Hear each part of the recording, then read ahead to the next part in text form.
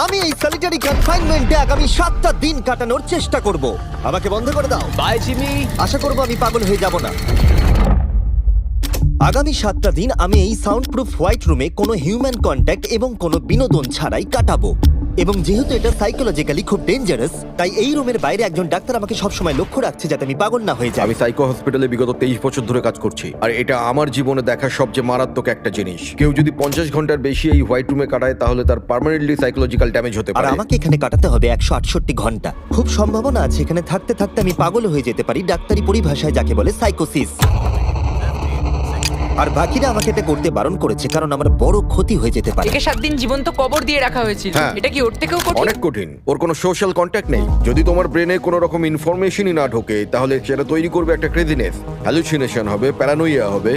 এবং আগামী 1 সপ্তাহের জন্য আমার কাছে যা আছে সেটা হলো একটা ঘুমানোর জন্য বেড, একটা নোটবুক আর একটা পেন, একটা রিফিল